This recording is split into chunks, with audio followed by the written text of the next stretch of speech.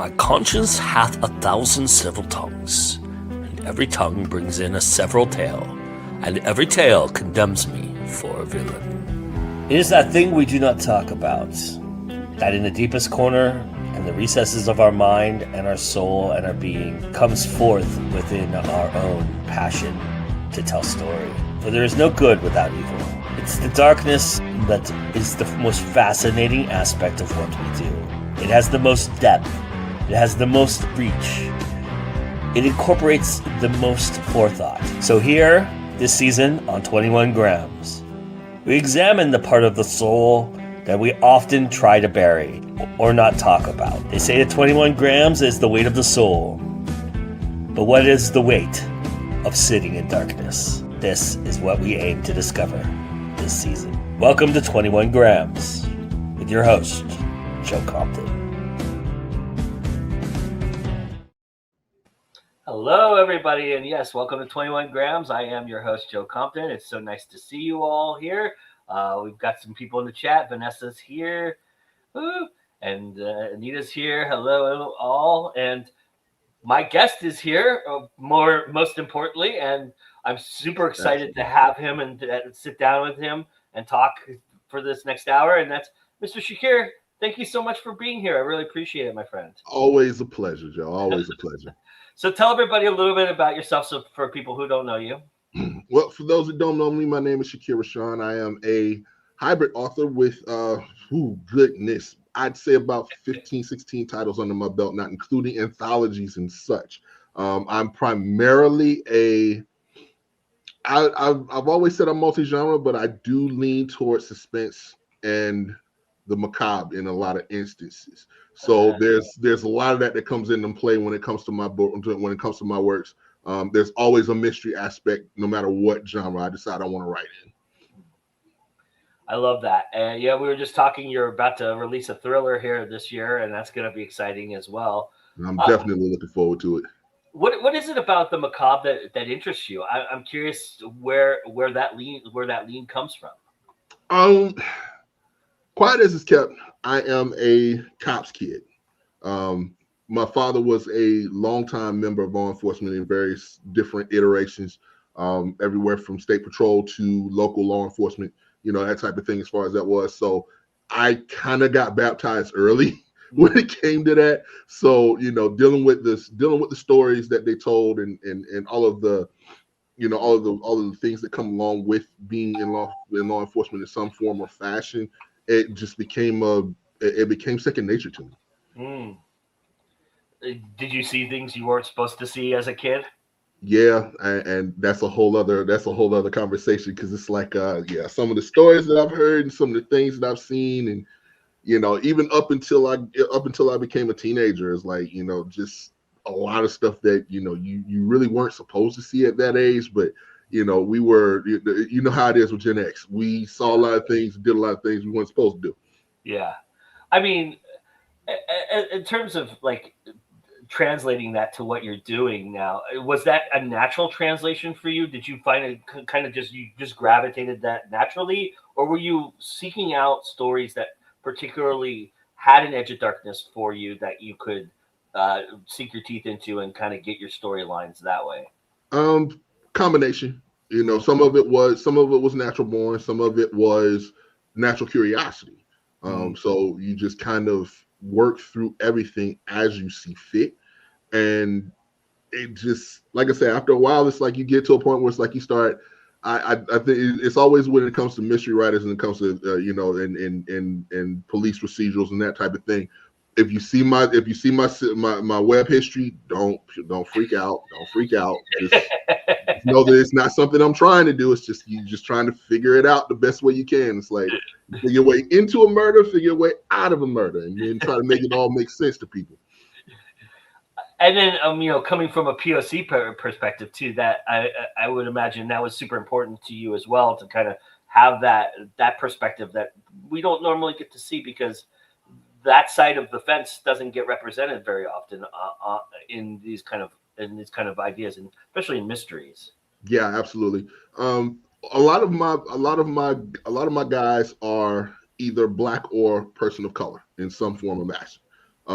whether they be, you know, a combination of Latinx and Black, whether they're just Black, whether they're of a different ethnicity that is either from North or South Africa. It doesn't matter. But the bottom line is that I usually keep them mostly person of color, mostly Black, because there's a different rhythm. I guess is the word that I always tell people, is that when you read from our perspective, there's a certain rhythm, there's a certain cadence, there's a certain experience that's different from those who are in the dominant culture. So it's not to say better, it's just always a different spin. It gives you a different set of eyes to see a world that you may not always be able to have a clear permission to be in. I'll put it that way. How much of what your father went through in law enforcement colors what you do as well? Is that something that you kind of incorporate because of being a person of color doing that job? Do you feel like there was a lot of that you added into what you were trying to say in your stories? Absolutely. Being who he was and having to be a part of law enforcement at a time where cameras weren't available. Yeah. And being able to try and maintain as much of his integrity. You know, because again, you're not going to come out of it completely unscathed. I mean, Right. we've got several different, you know, PIs over the years, over the decades, that can prove otherwise, that you're going to come out with some scars, whether you like it or not. Yeah. And he was no different. I'm not suggesting that, you know, it's not necessarily an all cops are bad situation, but at the same time, you know that there's a line that you have to try your best not to cross, but there are circumstances where you might end up having to cross it. You know, I had Milton on a few weeks ago talking about this, this year with my show. I'm doing kind of this darkness theme and villainous, talking about villains and kind of that idea. And I'm curious from your perspective. I'll ask you the same question I asked him. You know, knowing that you're wanting to represent POC in the best light that you could possibly represent it, right? And show people a different side of the world and culture and life. You know, writing from a darker place, a villainous perspective, a macabre kind of space. Are you concerned at all about how that projects when you're trying to get across the POC point of view?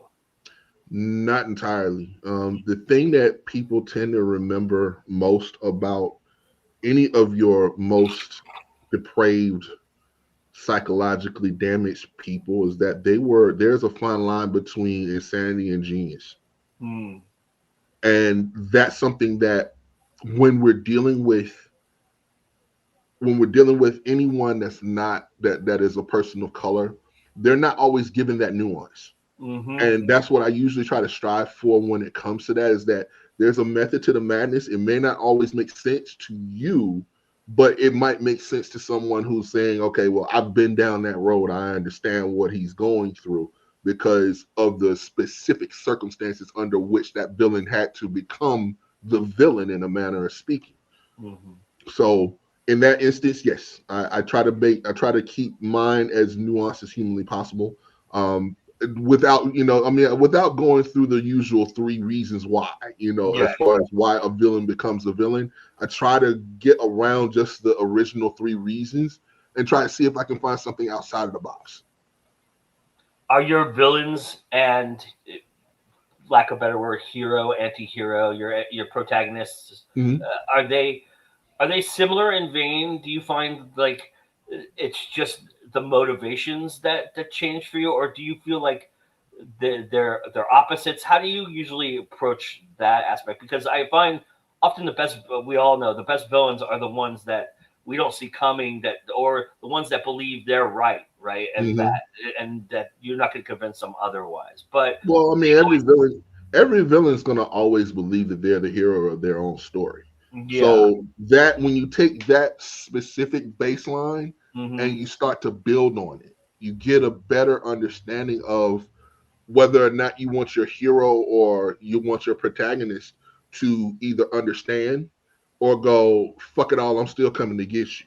Yeah. So Yeah. there's always that piece that comes into mind as far as that is. When both hero and villain are persons of color, it adds a different layer of, do I understand you?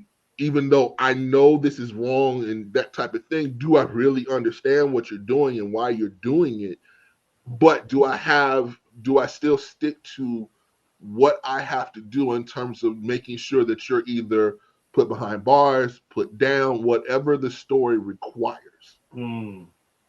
So there's always that comes into play, even when it comes to the women that are villains in my stories.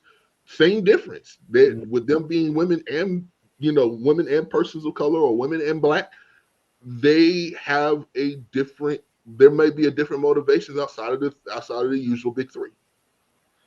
You spoke about cadence too. I'm curious. Do you alter your cadences for villains and heroes in that respect, or do you kind of have one? Because you write, I would assume most of the stuff takes place from where you are in the deep south and the south area. So there's an automatic cadence for that. Yeah, but, absolutely. But do you have a different, just a different conversation with your villain than you would with your hero in terms of the cadence and how it should be, portrayed for the reader? Yeah, I do. Even when the cadence is not even a matter of being a person of color in a manner of speaking, yes, they may present themselves as such, but their motivation might be something else entirely. I mean, I've got my sports paranormal, the Devil's All American. He's literally a demon trying to get a young black and young gifted and black phenom to tilt the balance between good and evil. But he presents himself as a black man to gain the trust of that particular protagonist, because there's no way, you don't want to give the usual, agents that are white, they're always up to something no good, that type of thing. Black agents can be just as notorious, as far as that is. Right. I remember seeing it. I remember watching Creed 3, and the main technical second villain that was there was literally a promoter that was in the vein of Don King. Yeah. And he was trying to play himself as, well, you know what? This is the reality of it. This is what pushes the story forward. If you want to hate me for it, okay, cool. I'm good with that. But as long as it makes me money, I don't give a damn. Yeah. They tried the same thing in Rocky 5, but right, it didn't work out. Like, that was really what it was. It was Don King in Rocky 5, but at the same time, it was a Don King clone in Creed 3. Because you're always going to have that in any sports arena. You're going to always have somebody that's going to be like, you know what? There might be a villain story that I can make out of this cat, even though he's supposed to be the baby face in the bit. Yeah. I can still turn him if it's the right set of circumstances. And the cool thing about what Coogler does is you're not so sure that everybody's a good guy in what they do. There's always there's that element of anti-hero, or they could have a moment where they're the hero, and then they can have a moment where they're the villain too. But that's the fun part of it all. Right. You don't necessarily have to root for them to die, or root for them to be captured, or anything along those lines. There's a part of us that really do sometimes, if under the right circumstances, you want to see the villain either win or get away. Yeah. I love that. I love that's the cool thing about darkness for me, and I would love to hear your perspective on it, is that there is a nuance to it. It's just you can go full tilt. You can go full tilt, bad guy, darkness, villain, whatever. But to have a moment where they have grace, or they have some kind of thought, or something affects them, right? That's when it really becomes interesting for me as a reader and as a writer. I don't know how you feel about that, but I think that's an important element to the darkness. Yeah, true. Absolutely. I mean, again, you have to figure out what the human element is within your villain. and figure out whether or not you can play that to the crowd or to your reader base and go, you know what? I understand why he was done, why he had to do what he had to do, because this is what was done to him so long ago. Yeah. And it just manifested and it festered and it was never really treated or healed or anything along those lines. And this was the only way that he felt like he could be made whole. And it's if it's communicated properly, if it's executed right, you get Eric Killmonger. Yeah. That's really what it is at that point. It really is. And you get sympathy for the villain. You almost become a fan of the villain, which is absolutely when you read something like that and you start to think, what's the fuck's wrong with me, right? Because I like him more than I like Black Panther. Why do I like that? Right. And that was the thing, because there is always this inherent thing when it comes to when you're reading about good and evil, and the fact that your villains always seem to no longer have the parameters that your hero has to deal with. They always have these. There's always this wall. There's always this line that they just will not cross, no matter what. It's the one thing that has us almost hating Superman sometimes, because it's like, this is the circumstance under which you need to do it, and you still won't do it. Right. That type of thing. Meanwhile with Batman, it's like he lives in the grave, but he still will never take a life. Yeah. And it's like, but we have such a love-hate relationship when it comes to how these villains, how these heroes are dealing with these villains. If it were real time, if it were actual life and death, that type of thing, I'm erasing you off the map. I'm sorry. There's just no way as far as that is. There's no getting around it at that particular point. Within every hero, there always has to be a code. There always has to be this restraint, in a manner of speaking. I mean, we saw it, like I said, we saw it in a lot of different films, and it's just, it can be a bit unnerving sometimes, because we know what we would do if we were in that situation, and the whole movie would go a whole different way if we did what we wanted to do in terms of just giving into baser instincts. But that's the reason for that fine line, in a manner of speaking. But when you're dealing with writing those particular villains, when you're looking at that time period that they happen to be living in, and the circumstances under which they had to become who they had to become, in a manner of speaking, it's just really, really wild when you get a chance to actually break it all down and actually get your beats and your points, and it just gets fun before it's all said and done. Vanessa commented about one of the really interesting things in Sinners for me is that a black man found freedom as a monster than more freedom as a monster than a human, and there's so many levels to that. Yeah, because again, we have to. There's always there is the time honored, and I hate to say it that way, but it's a generational thing. Unfortunately, we have to do twice the work to get half the credit. Yeah. And that's how we have to live. We have to. There's no room for us to be anything other than what box that we're supposed to be put in. So when we get a chance to see ourselves become this nuanced character, to become this type of villain that that we've seen Eurocentric villains be for years. I mean, the most iconic of all of them is Moriarty. Yeah. You get to see him become this psychopath, but he's literally just as brilliant, just as genius as Sherlock Holmes himself, to a point to where every time they battled, it was a stalemate. Yeah. there's not one I can list them. There's not one, and I've read a lot of books and I've seen a lot of films. There's not one that has my skin tone that can compare on that level.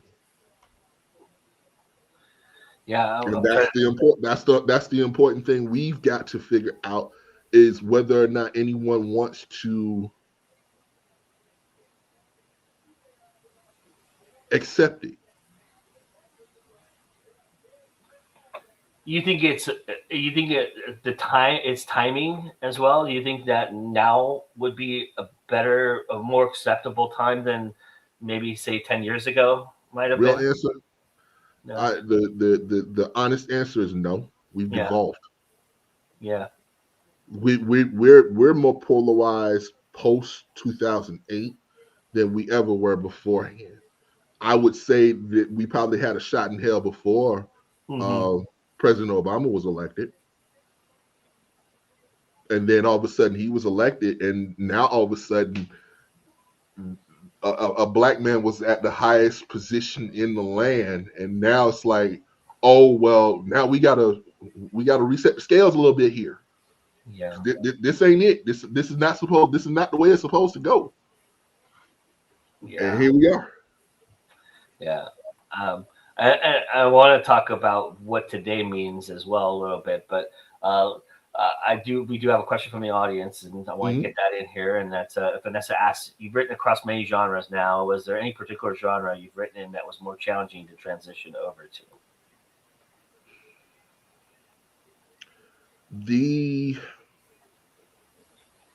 I want to say the hardest one for me was, I guess, making the transition from the erotica piece and the erotica side that I was in when I first got started into doing work that was not so sex heavy. As far as that was. The Devil's All American was actually done on a dare. People need to dare you more, brother. That was it. That was done. That was literally done on a dare. Like there was someone that was like, I know you can do more. The type of things that you're writing right now, yes, it's good for now and that type of thing. But I still feel like you've got more that you can do. And I was like, I said, okay, fine. So what do you expect? And she goes, I need to see whether or not you can write a story without explicit sex scenes in it. Let the story drive the book. And I'm going, but even with the sex scenes that I had in my books, you take the sex scenes out and the story still writes. So I'm confused. Yeah. And they were like, well, not everybody wants to see all of that on the page. I'm like, well, that's their problem, not mine. Right. It is labeled erotica after all, So eventually, yeah, exactly. And so eventually it just got to the point where we were just kind of like moving back and forth. And I said, all right, fine. I said, you think I can't watch me work? And that's pretty much where the Devil's All American came from. And then the suspense bug hit me, and then that became In Service to the Senator. And then that became Love, Lust, and Beautiful Liars as far as my two suspense pieces are concerned. And then it just moved on to other things, I think really to answer Vanessa's question truly was moving into the YA space. That was hard. I don't care what nobody said. You thought it was restrictive when it came to writing clean romance or whatever the case may be, where it was closed door and all that other. No, nothing compares to YA. Because and making that suspenseful. Making that suspenseful, trying to make it clear and clean without ooh-wee. Yeah, and doing things because yes, there's always been this contingent of readers where they want the YA space to remain pure in a manner of speaking, but they forget that kids are still kids and they still get into things, and you can't write a good character without them having either flaws or having desires, having feelings, that type of. You can't. If that's the case, you might as well write cartoons and keep it moving. I also think we don't give kids enough credit, right? Kids that read that stuff, I don't think we give them enough credit. That We I think don't. they're a lot more We as looking a a lot more society, through that than they're not. yeah, we as American society have infantilized our kids way too long. I mean, we're talking generationally speaking. Um, you can't do certain things until you're 15, 16 years old. You can't Right. read anything. You can't read these types of books until you've gotten above 18. Meanwhile, our European counterparts are like, look at these idiots over here. Yeah. And that type of thing, because they've got their kids drinking wine in France at age 6, 7, 8 years old, because Yeah. they can actually start developing the palate for understanding what trash wine is from real wine. And half of our kids are like, we don't give a damn as long as we get to get drunk. Yeah. Yeah. Yeah. And you were talking too about taking chances in the POC environment, especially, and trying to change the perspective by doing something that is unexpected, right? Mm-hmm. I'm curious, when you get an assignment from an anthology perspective, when you're Yeah. writing a shorter story, are Mm-hmm. you experimenting more with that idea? Are you, because that would be the space I would think you could take risks in and try to challenge the normal fare. And I think It a it lot of really times, depends on the length of the story. I'm not gonna lie to you there.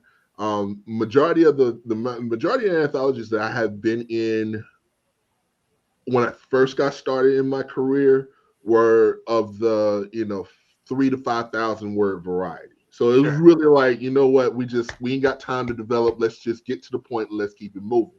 sure, As my career began to finally evolve and finally mature a little bit and that type of thing. Some of the anthologies that I was finally a part of, I was actually able to get into that 5 to 10,000 variety where I had a little bit of time to actually develop the characters.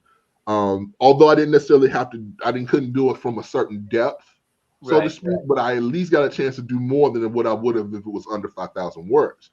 But now that we get into the 5 to 10 and the 10 to 15, where you're only in that anthology with maybe 3 or 4 other people, it's a lot more fun in that regard, because I finally get a chance to go, okay, I can make a small Bible, see what this person looks like, see how they tick, and then let's run with it and see what happens next. And Are you more experimental though in the way you write a with lot that? more, yeah, a lot more. Um, Only because it gives me, depending on the type of project that I'm able to take on or that I'm invited to, it gives me the ability to kind of figure out if there's another character that I might want to put a full length novel on, where I can say, okay, you can go to this anthology, see the beginnings of it, and then read this book, so it's almost like it's a cross promotion sometimes, where I can kind of play around with it. And the way that I tend to love interconnecting a lot of my characters in my entire universe, you never know who's going to show up in any book that I write. What do you gain from that as far as writing goes? Writing those 3,000 word stories or writing a shorter novella. What does that give you? Do you find you gain something that you didn't have in your arsenal or repertoire when you're writing a novel from doing those? It gives me the ability to write a little tighter. Mm, I don't have a lot of words to play with, so I don't get to be as verbose. mm, When you've got a count that you can't go over, it really tightens up your writing. So in that regard, it does the same thing when I get ready to start doing the longer novels and things of that nature, because when I first got started, my books would be in that 65 to 75,000 yeah. variety sometimes, as far as the novels are concerned. Um, my last my YA fantasy was north of 140. YA fantasies tend to do anyway. But yeah, Exactly. Like fantasies are a whole different beast. well, But yeah, at the same time, it wasn't, it wasn't like some of my contemporaries where, their books were like 250,000 words, and I'm just like, right, I've yeah, never yeah. been that far. I don't know what the hell to do. No, no, no. That's a bridge too far for me. I'm good right where I'm at, right here. I don't need to go no further over there. No, no, no. Maybe when I mature a little bit more, I don't know. Maybe that. But yeah, that was really what that was. But now I've gotten to the point to where I can get it back into that sweet spot of 75 to 85,000 words and make it all make sense and not bore people while I'm doing it. How important is it for you to challenge yourself? Do you find that as one of your driving forces as a writer? That's half the reason why I don't stick in one genre for a long time, Yeah, because it just, after a while, the beats become the same and you already know where they are and that type of thing. And then it can really get you lazy. So for me personally, I just find something that I'm really, that I, from a reader's perspective, I enjoy. And then I try to learn the mechanics of it on the backside. And if I learn it long enough and I understand it long enough and I've got enough of a character that I can have a talk with, in a manner of speaking, and we can make the story as engaging as possible, here we are. So that was really what it was. I mean, even with my kids, it's the same thing. We sat down, we had a talk.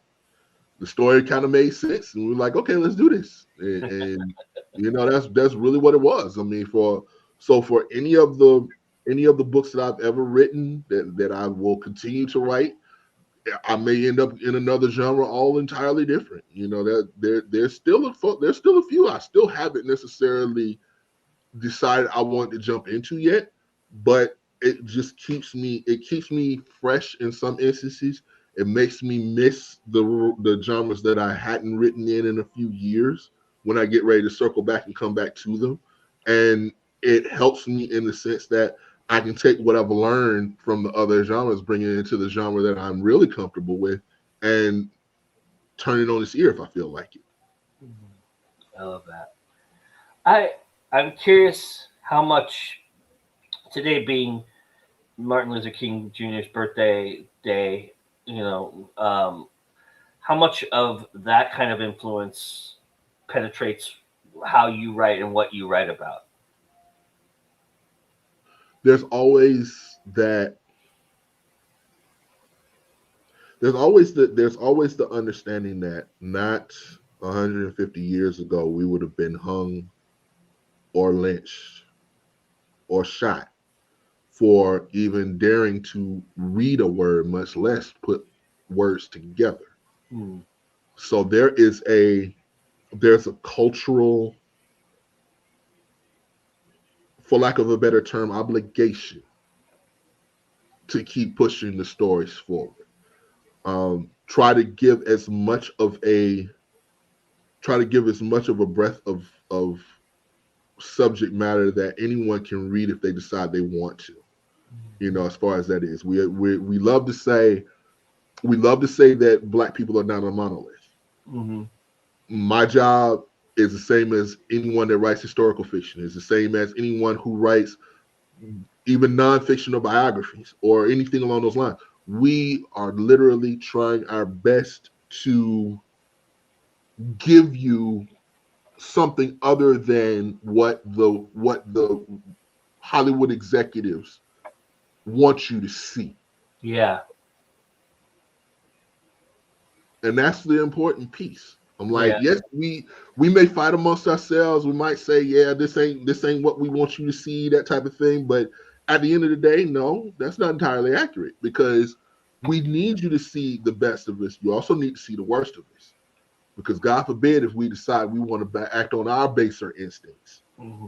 As far as that is, I think when the tables got turned in South Africa, people took note, Yeah, because they're like, that was their whole thing. Some reason why Elon Musk was running his mouth talking about we need to procreate more, because if it's more of them than it is of us, they're gonna kill us. And I'm like, no, we're not gonna kill you. We're gonna make you wish you were, because all the things you've been doing for decades, Yeah. centuries worth of all kinds of retribution that's coming. Yeah. If it were ever to get to that point. And we saw it in South Africa. That's the reason why half of them jokers decided they wanted to come here and try to fly out as quickly Yeah. as possible, because they're like, they about to do to us what we've been doing to them. Yeah. It doesn't make, you always love to say, an eye for an eye and the whole world's blind. I'd rather stay blind. If you want my honest, truest opinion, Sure. because there's no way you're going to sit here and tell me we're going to be the moral, we're going to take the moral high ground the minute that we become the dominant culture. No, nobody does that. That's human nature. Right. Yeah, and power corrupts, right? And Absolutely. hmm. There's no other way to explain that. No matter who's going to be in power, somebody's going to say, you know what? I remember when. Yeah. There was the movie of The White Man's Burden, where we actually saw that black folks were in power and were the affluent class and that type of thing. And then the white people that were not the affluent class, and you saw the whole racial flip. Yeah. People got irritated at the time that thing came out, and that was what, 15, 20 years ago? Yeah. Can you imagine if somebody decided they wanted to try and put something like that out now? Yeah, it would have to be heavily nuanced. It would. Yeah, it couldn't be. It couldn't be. Forgive me for the lack of better term, black and white. It couldn't be. Right, absolutely. It would be a bit too on the nose, and then again, there's still nuances because there's brown folk of all different ethnicities that come into play as well. Right. It's just that at the time that movie came out, it was literally on the nose. Yeah. Let's flip these folk and see what happens. I also, in terms of like Martin Luther King and that aspect of things too, are we losing messages through what we're trying to say, or do you feel like that is being, there's a bigger picture for everything, right? But I think that there's messages within, there's subtext within messages and things of that nature as well, that even Martin Luther King was trying to, Martin Luther King was very verbose and very, very well, he thought very well of what he was saying and making sense of it for the masses. But there also was nuances and subtext there as well. And are we losing that aspect of it because of being so diversified or being so divisional right now and being so torn apart from one another? History is a very fun trip sometimes, because as much as we love to say how he was at that time, we're looking through history with rose-colored glasses sometimes. And we completely forget just how hated that man was by the dominant culture, as much as that same dominant culture loves to try and use all of these quotes that he's written and that he said to try and excuse some of the bad behavior that they want to employ. Yeah. How many times have we seen, or that we've heard people love to use the whole content of character line out of context to flip the script? I've seen them use that same line to excuse the fact that supposedly affirmative action should have never been placed into play. Yeah. I've seen it happen with the whole reverse racism piece, which was really hilarious when you think about it. But they still use it as far as that is.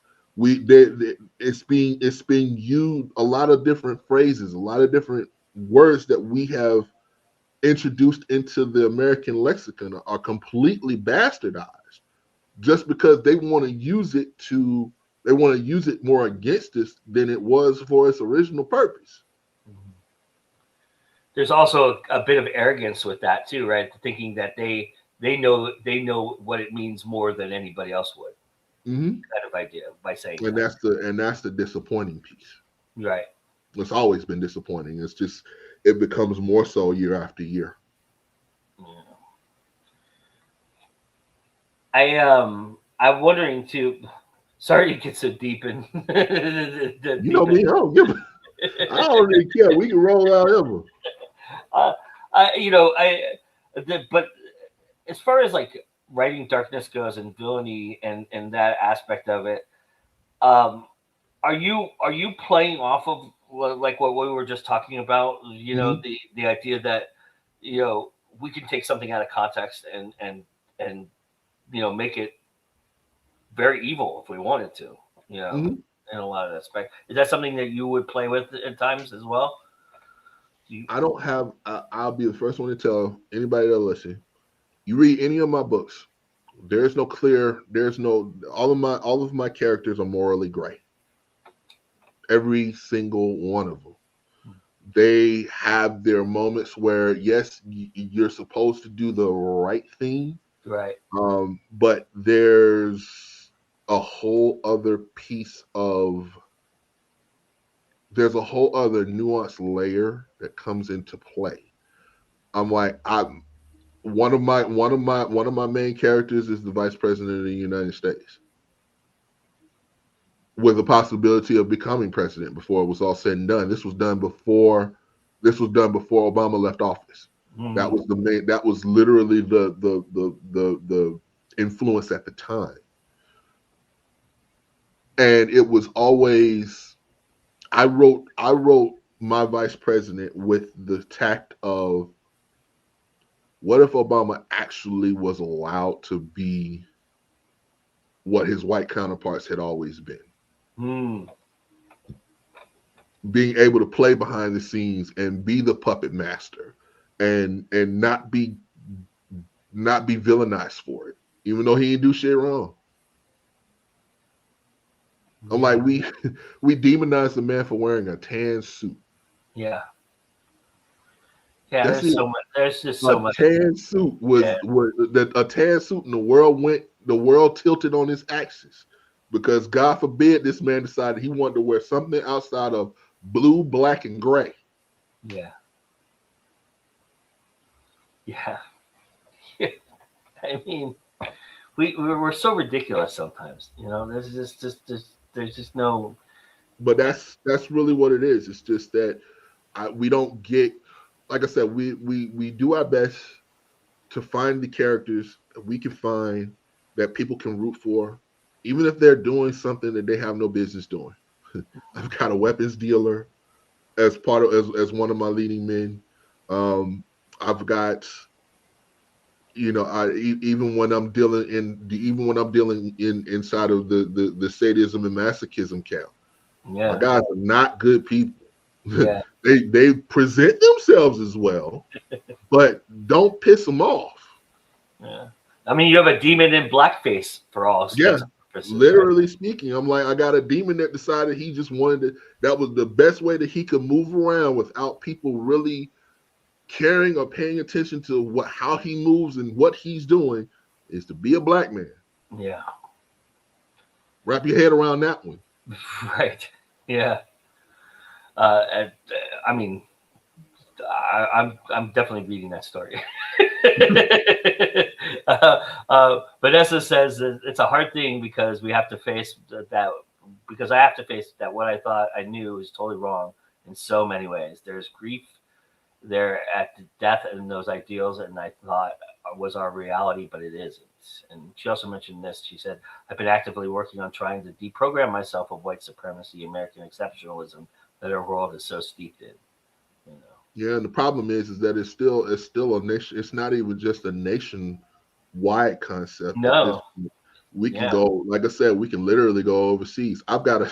It's almost like the Green Book that we always talk about when it comes to mapping out sundown towns in this country. Mm-hmm. The same can be done in Europe, where we have to map out different parts of different countries that we know ain't safe for us. Mm-hmm. I mean, God forbid you're Muslim in Europe as well. That was a really big bone. That was a real divide in Europe for a long time. The Muslims were very mistreated for a very long time in Europe in that respect. So Yep, absolutely. I mean, even when it comes to, I even had a friend that came back from Paris, and they said the one thing that cracked me up more than anything else, although it was sad in a different way, was that he had to. It took him to open his mouth and actually speak with an Americanized French accent before they recognized that he was not Muslim. And all of a sudden, there was a complete switch in how they treated him. yeah. But as people want to walk through the world invisible, they should be a fat middle-aged woman. No one sees. I somehow I just. Oh my God. If people want to walk through the world invisible, they should be. Yeah, that's what she does. I'm not even arguing that one. Nope. Nope.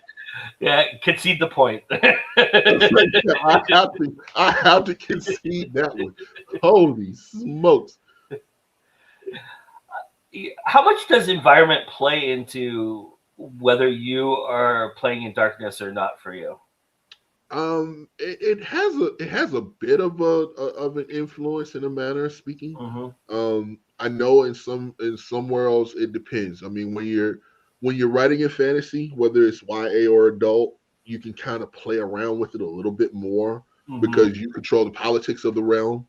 You control the sensitivities in a manner of speaking.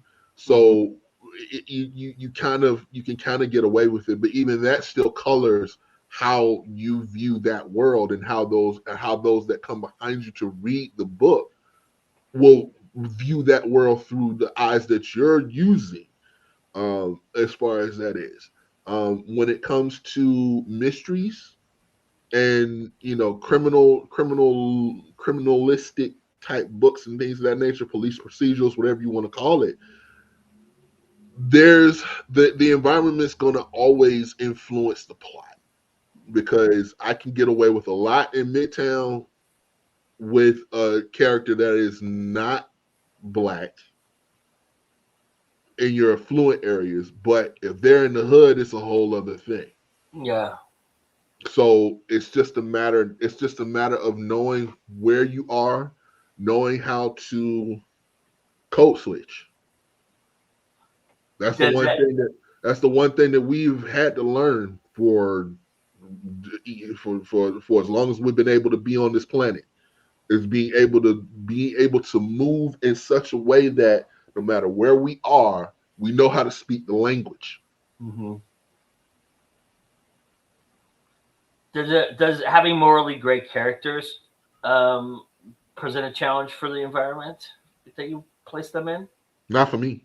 No, not for me.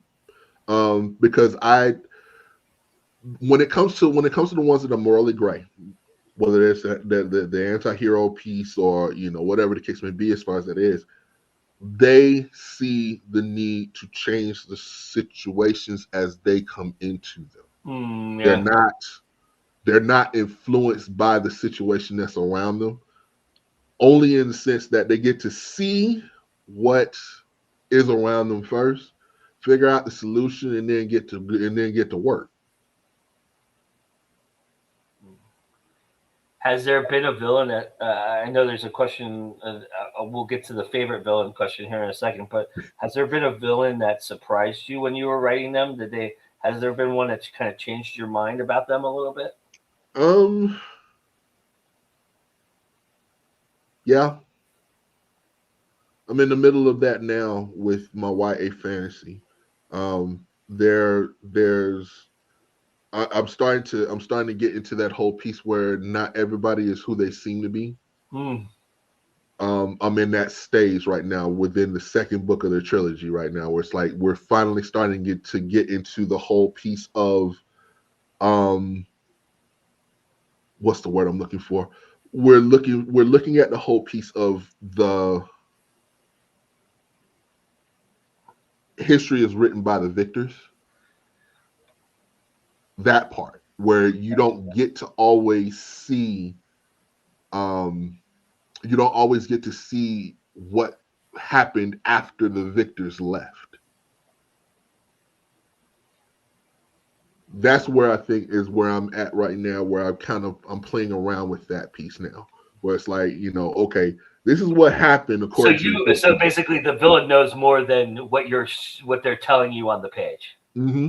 Absolutely. And I'm just waiting to find out what it is and figuring out how to portray it more so than anything else. I like to be surprised just like everyone else. I don't want to know all of the answers because it doesn't help me to convey the surprise that you may need to feel when you finally see the reveal. I understand that all too well. That's how I write as well. Yeah, that's really what it is. I mean, even with my mysteries, it's like I had to do a lot of legwork. Yeah. And shout out to my boys in APD because they give me some whoppers sometimes. But it's like you get a chance to see the human condition in real time and to be able to spin it. I think it's the only reason why Law and Order has stayed on as long as it has, because there's just so much out there that is unique. There's no two cases are gonna be the same. Yeah. Because there's just no way for it to be. And the sad part is they're pulling from real life headlines. So that's my whole point. It's like you're probably pulling from the more sensational headlines and things of that nature. But when you're talking about digging in the crates and you seeing some of the things that I've seen that I haven't even put pen to paper on, and you're just like, wow, that's really what happened. And I'm like, yeah, that's really what happened. And you just sit there with this deer in the headlight look, like I can't believe, and yes, you can believe that people can be that depraved, people can be that animalistic, people can be that inherently evil. Yeah. And then also portray the other eye of it, which is in front of everybody else, I might be a good guy. Exactly. Right? And depends on it. It's always the eye of the reader. It's always the eye of the viewer. Yeah. And he says some true crimes would not make good fiction because nobody would believe it. He's absolutely right on that. You mentioned earlier about how the Hollywood studio system kind of waters things down. How has it been for you working with a Big Five or Big Five adjacent publisher? How have they been in terms of what you've been presenting to them? It's been a mixed bag. I'll put it that way. I'm blessed in the sense that there are some that are able to see because they have a person of color as either as part of the editorial staff, or maybe the sensitivity readers or anything along those lines. And then there's some that just don't get it, and you're teaching just as much as you're trying to be taught in a manner of the whole editorial process, because they're not seeing what you see. They don't have your lived experiences. And the same thing it's the same thing when it comes to how they decide they want to edit the story. Sometimes there are things that, yes, it makes sense and I can concede the point. And then there are others where it's like, you don't know what I know because you don't live my experience. Yeah. Both in racial makeup and in gender role. Yeah.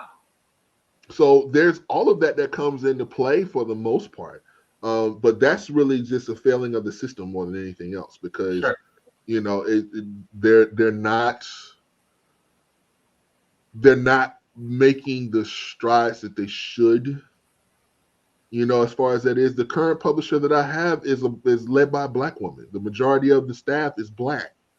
That's the only reason why it's easier for me to go through that process with them than it would be if it were another publisher that I worked with that, it just wasn't the same. Yeah. It just literally wasn't the same. I mean, every turn, every corner was pushback, and it was all within. In some instances, I understood, and like I said, I conceded the point because again, professionalism will eventually and cooler heads will prevail.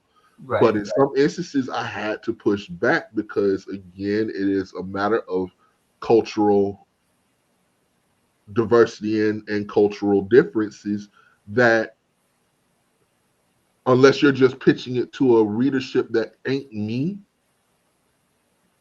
I can understand why you're saying what you're saying. Yeah. But there's a whole other contingent that you're forgetting about that needs to see what they need to see too.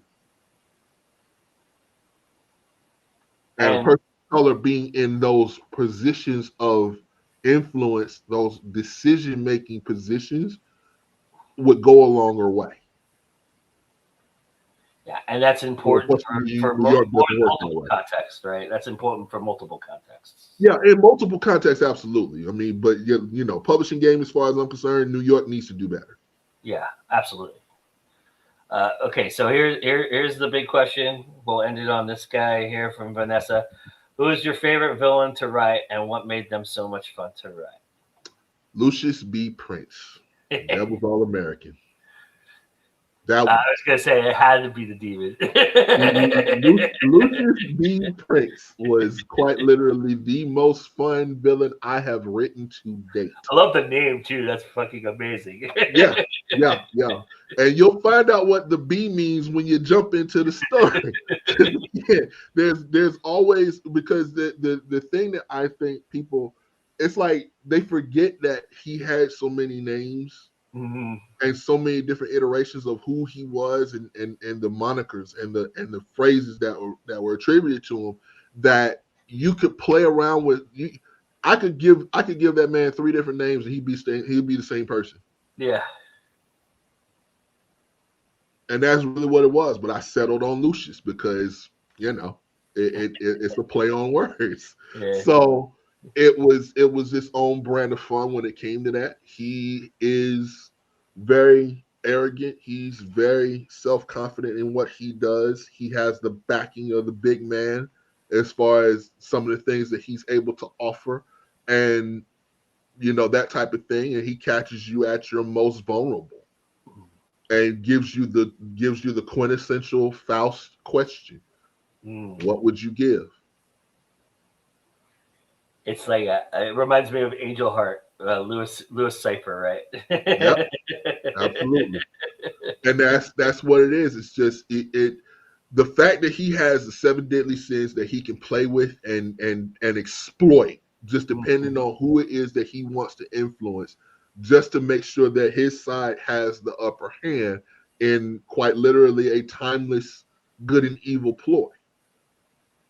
How could you not enjoy playing? How could you not enjoy writing that man? Because there's so much juice there. It doesn't matter. It doesn't matter which one. You know which one. You know what pressure point to hit. You hit that pressure point, and you got them where you want them. And you give them a contract that they can't get out of, and unless there's a certain, and there was no real way to kind of figure it out. My main character happened upon it by accident, and this is where we are. Awesome. Well, tell everybody, Shakir, where they can find these wonderful books of yours, and how they can get in touch with you and find you on the socials. Everything is under Shakir Rashaan. You can find it anywhere on social media. I imagine snatch up every last bit that had any iteration of my name to it, so I could track back as far as that is. But everything comes back home to ShakirRashaan.com. You can Google search me. That 9 times out of 10, my site comes up before anything else. Well, my friend, this was awesome. Thank you so much for this opportunity. I really appreciate you taking the time to be here and talk to me about everything. We really had a great conversation, so thank you so much. It's always a pleasure, man. You know you can bring back anytime. All right, everybody, that's our show. Thank you for joining us. Just want to remind everybody, if you're interested in seeing more of what Going Now is doing, we're actually running a live game as we're speaking right in the next minute over at Hit the Dice. So go check that out. And remember, that's always time to go with you now. Bye, everybody.